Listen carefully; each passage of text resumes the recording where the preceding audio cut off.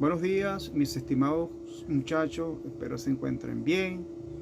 En esta oportunidad vamos a comenzar la cátedra de Introducción al Derecho con esta clase número 16 correspondiente a este mismo tema, en el cual vamos a explicar las teorías subjetivistas.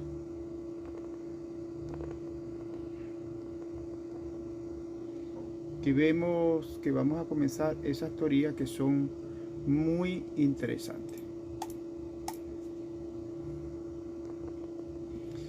En esta parte de las teorías subjetivistas vamos a explicar lo que es el racionalismo. En el tema anterior habíamos hablado en relación al raciocinio del ser humano, de la inteligencia que tiene el hombre en comparación con el animal, ¿no? Con los animales. Y nada, por supuesto nosotros somos o nos diferenciamos de los animales justamente por esa parte, de la parte del razonamiento, que es lo que nos diferencia de los seres humanos, de los animales, perdón. Y que de alguna u otra forma los animales actúan, que habíamos explicado, por lo que se llaman los instintos. Y esos instintos vienen innatos a ese ser. Entonces este ser animal actúa por instinto, ¿sí? Y por supuesto nosotros como seres humanos actuamos a través del raciocinio, o sea, nos domina lo que es la parte de la razón.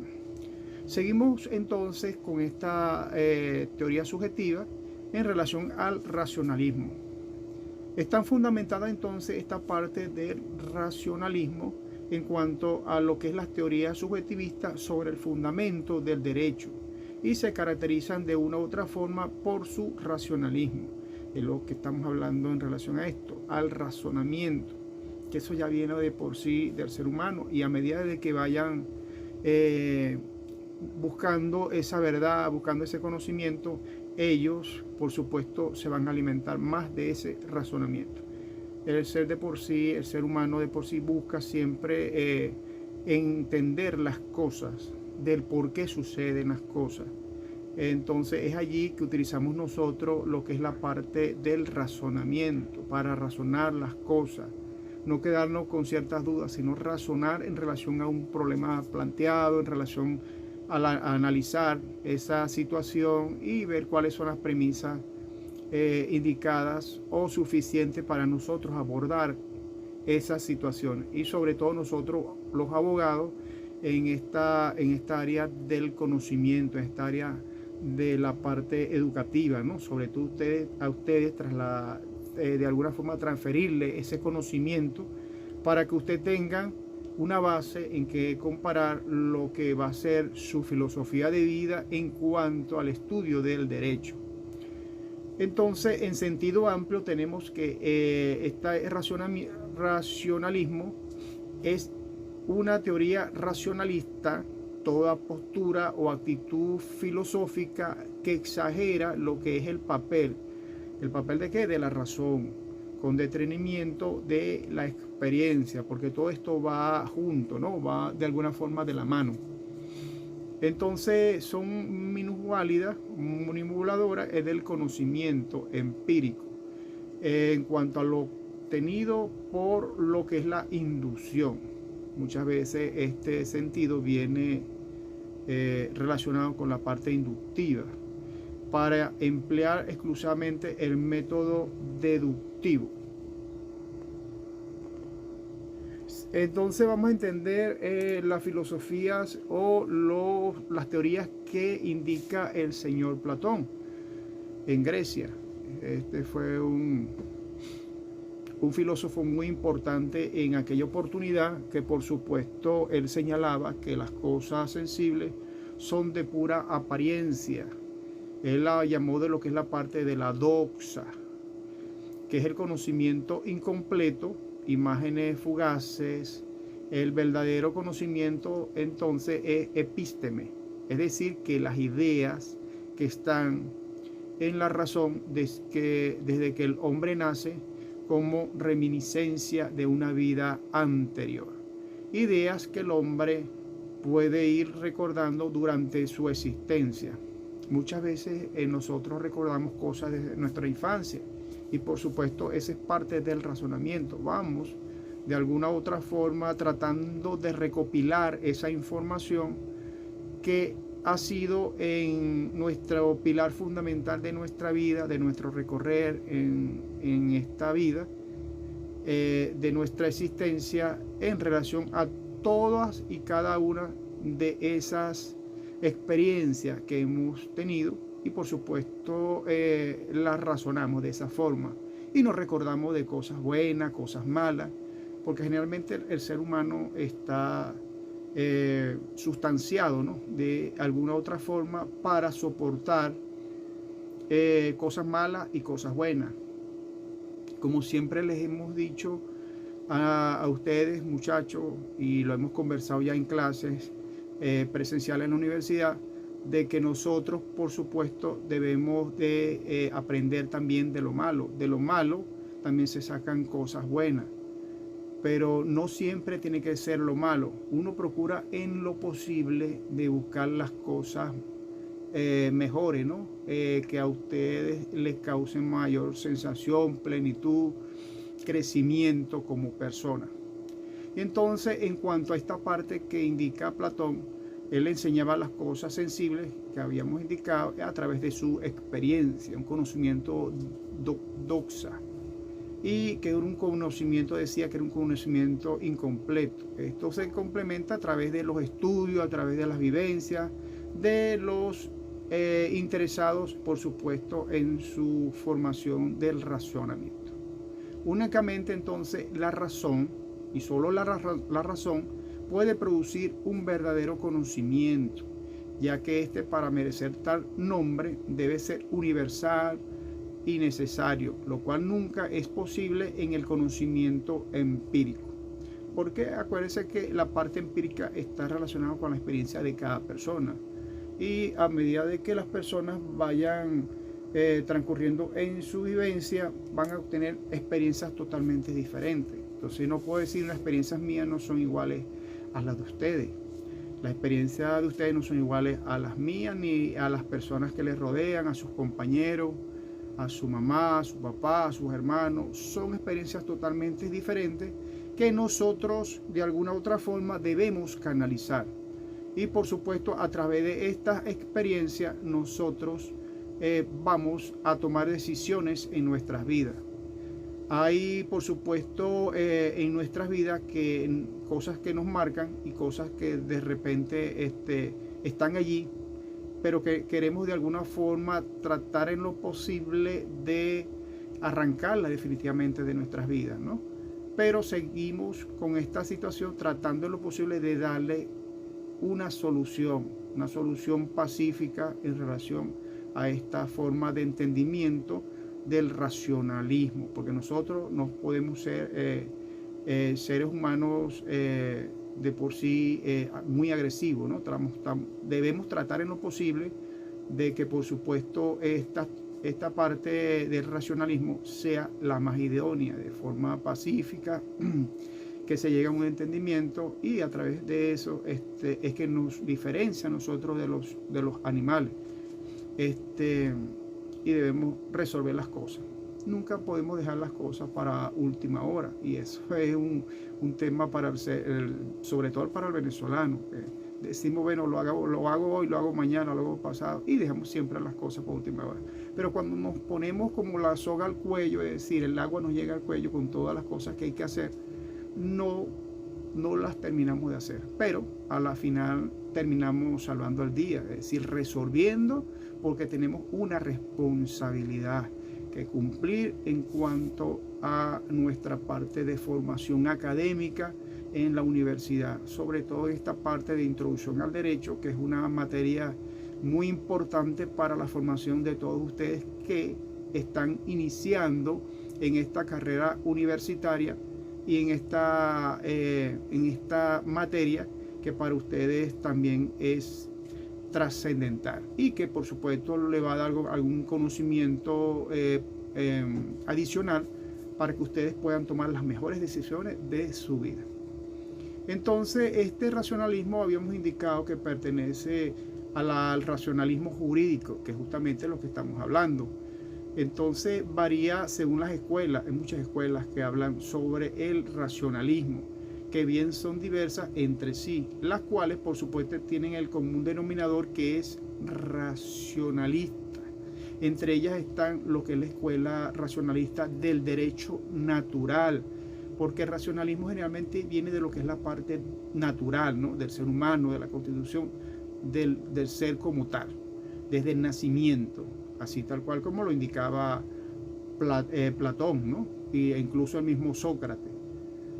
Entonces existe de alguna forma ese idealismo trascendental que, según un filósofo también llamado Kant y Stanley, la teoría pura que manejaban ellos en relación a lo que es la parte del derecho de Kelsen y en la escuela de Viena. Entonces hay una serie de investigadores importantes y científicos que, por supuesto, avalan estas teorías del racionalismo.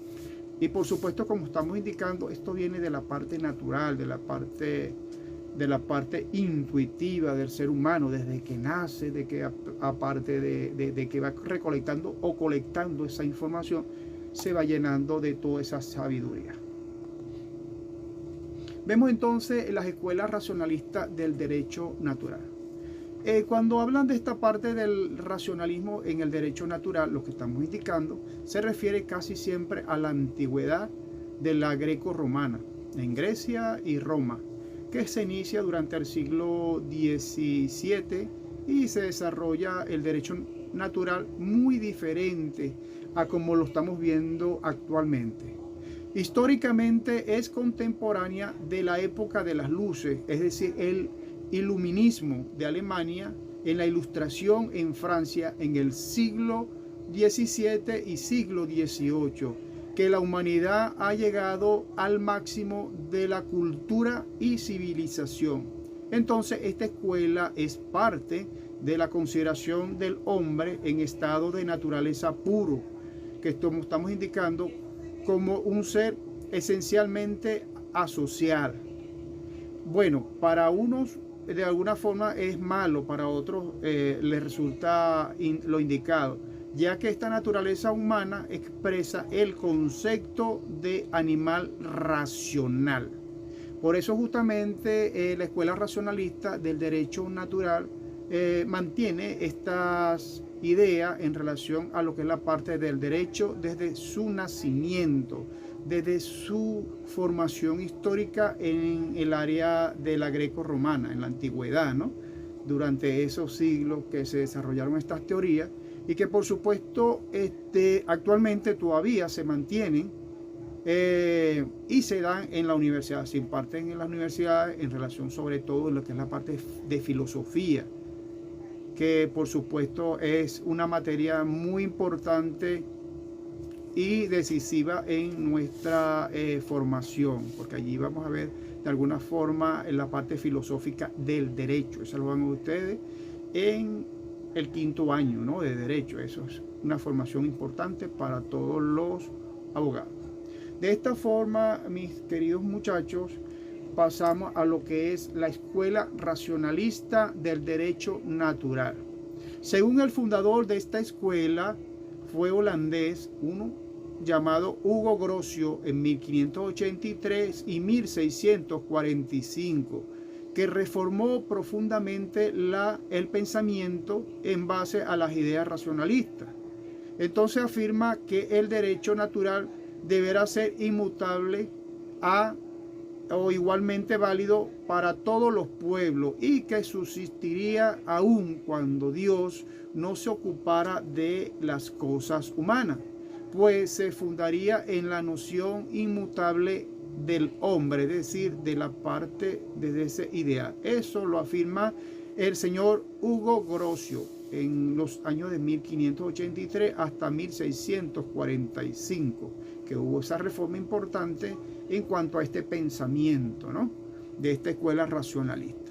Luego pasamos a la escuela racionalista, que esta parte es un error de considerar al hombre en un estado de naturaleza puro. Tal estado es una abstracción de lo que es la parte de la razón, muy lejana de la realidad. El hombre en sí no existe ni ha existido nunca, es lo que indican ellos, sino que el hombre de la cultura o raza, según Montesquieu, tampoco el hombre es esencialmente bueno ni esencialmente malo, sino es un ser detalladamente original, ¿no? Desde el principio. Y según Ortega, lleno de tensiones, unas veces inclinados al mal y otras veces inclinados hacia el bien, como podemos experimentar frecuentemente en nosotros mismos. Entonces, esta parte de la escuela de racionalismo, entramos a otra escuela llamada la escuela del idealismo trascendental. Esta escuela fue fundada por el señor Immanuel Kant en 1724 y 1804, a nivel de la filosofía general, a nivel de la teoría del conocimiento. Estos son filósofos que mantuvieron una pauta o marcaron una pauta trascendental en lo que es la parte de la escuela del idealismo, lo ideal. Ellos buscan lo que es la parte, la forma ideal. El idealismo en filosofía no tiene nada que ver con el sentido vulgar que se da a la palabra idealista, como aplicada a la persona que rige su vida por ciertos ideales. El idealismo significa la posición filosófica que niega la existencia independiente del objeto del conocimiento. Esto lo afirma, como hemos indicado, el señor Immanuel Kant, 1724 y 1804. Ya esta parte de la teoría filosófica ya obtiene o se enrumba hacia otro camino, ¿sí? Entonces vemos que esta parte idealista y trascendental no queda hasta ahí, porque todavía la vemos en las universidades y son teorías muy importantes que son de mucha reflexión para el ser humano. Entonces vemos que el objeto del conocimiento es creado por la razón, según el idealismo, en forma más o menos total. Según el señor Kant, no niega la existencia de la cosa en sí. Independientemente del hombre, lo que niega es la posibilidad de conocerla, ya que la única mente es cognoscible de los fenómenos. Eso lo indica el señor Immanuel Kant. Ahora pasamos a lo que es, muchachos, al origen del conocimiento. Acuérdense que hablamos de una oportunidad, que todo origen proviene de una fuente. Y en este sentido, la fuente proviene de donde emanan las cosas, ¿no? Tiene un origen, un porqué. Y a medida que vayamos analizando esta parte del conocimiento, veremos de dónde emana toda esta fuente de conocimiento. Según Immanuel Kant, estas se refieren a lo que es el problema y rechaza las ideas innatas del racionalismo, como la validez del conocimiento empírico. Acuérdense que hablamos de la parte del conocimiento empírico, que es a través de la experiencia. A medida que nosotros vayamos evolucionando, vayamos avanzando en nuestra filosofía de vida, independientemente del área en que las personas se desarrollen o se comporten, van adquiriendo ese tipo de experiencia en esas áreas.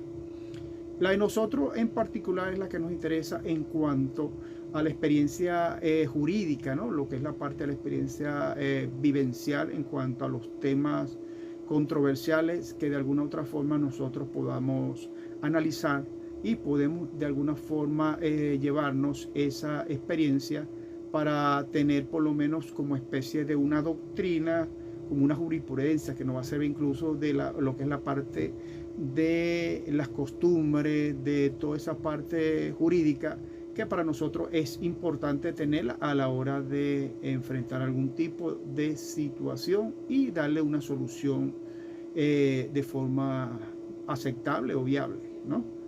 Entonces, esta parte del conocimiento se origina por la influencia también de dos factores.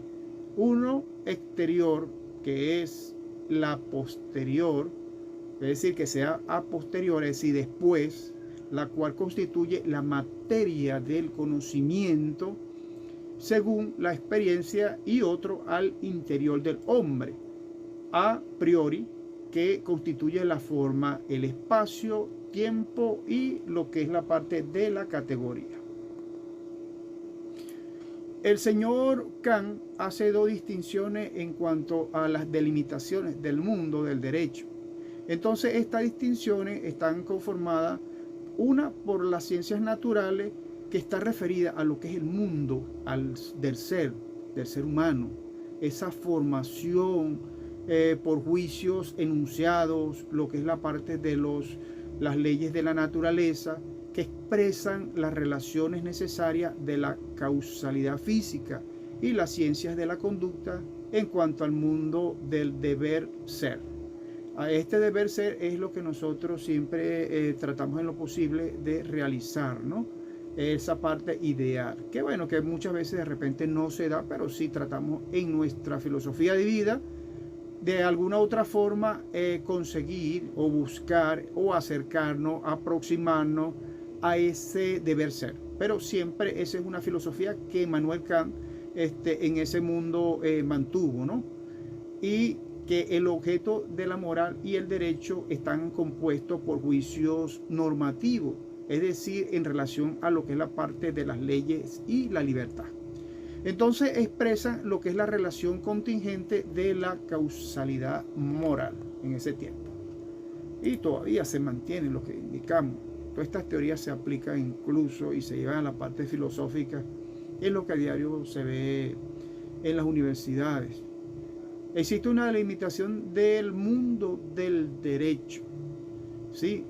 Hay una fundamentación del derecho. En todo derecho vemos entonces que aparece una voluntad normativa que impone a los destinatarios de la norma. Puede ser que la norma esté implicada en relación a la parte de la ley, esa parte del Estado, ¿no?, que interviene de alguna u otra forma a través de los instrumentos jurídicos para frenar alguna serie de acciones, para garantizar, para crear algún tipo de deberes, obligaciones que van de alguna forma a constreñir o de alguna forma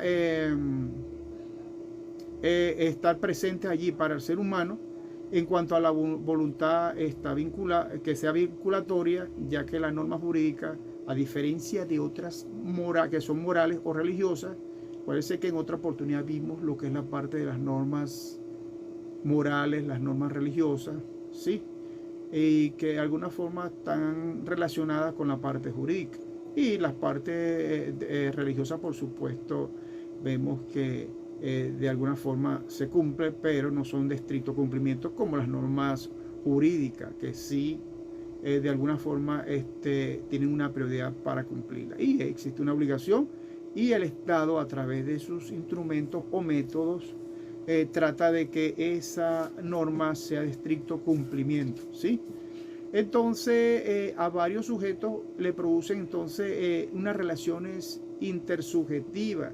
También es autártica, o sea, que es capaz de imponer independientemente de la voluntad de los obligados.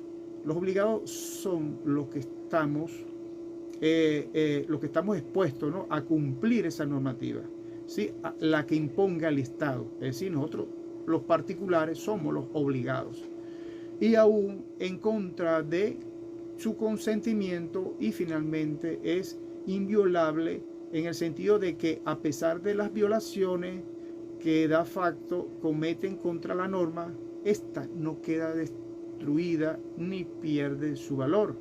Entonces, a diario vemos, por ejemplo, en los procesos judiciales, vemos que se violenta todo lo que es la parte del debido proceso, todo lo que establece el artículo 49 constitucional, ¿sí? Toda esa parte procedimental que para el ser humano que confronta la justicia a través de esa situación, le es violentado de alguna u otra forma ese derecho. Y entonces, claro, la Constitución te lo prevé para que de alguna forma nosotros, como defensa privada, en este caso, podamos ayudar a esas personas. Y por supuesto velar por un correcto funcionamiento de su proceso judicial. Por eso es que jugar con la vida tampoco no es nada fácil, ¿no? El ser humano, si pierde la vida, de verdad, yo lo considero que lo pierde todo. Y una de las cosas importantes en el ser humano es la dignidad, toda esa situación a la cual es sometida, ¿no?, durante ese proceso judicial, y que de por sí están expuestas a perder todo lo que han adquirido durante su vida civil, es decir, durante su vida de trabajo, sus experiencias filosóficas, toda esa parte de lo que ellos hayan adquirido, la parte material, el afecto a la familia, se producen divorcios, separaciones, los hijos, en fin, muchas cosas, ¿no? Y pierden, por supuesto, algunos derechos establecidos en la Constitución. Es importante, mis estimados muchachos, que el mundo del derecho no se detiene hasta acá, sino que el mundo del derecho es ilimitado, vamos a llamarlo en este sentido. Aquí hablamos también de la delimitación del mundo del derecho, pero está limitado en ese sentido, pues, que se ve violentada las normativas del juego a las cuales es sometida el ser humano, el hombre, ¿no?, que en este caso es que nos interesa. Pero en la parte, lo que es la parte jurídica, parece que la parte jurídica de verdad constriñe todo. Bueno, mis queridos muchachos, de esta forma hemos llegado ya al final de esta clase. También les dejamos las referencias bibliográficas acá, correspondiente a esta cátedra de Introducción al Derecho, los cuales pueden consultar, pueden analizar, pueden leer, y se las recomiendo, que son autores excelentes, ¿no? Son autores excelentes, autores que son extranjeros, pero muchos son venezolanos. Seguimos entonces, vamos ahora con el próximo video, y entonces damos por finalizada la clase número 16, la explicación práctica, ¿no?, de Introducción al Derecho. Bueno, feliz tarde y esperemos que descansen.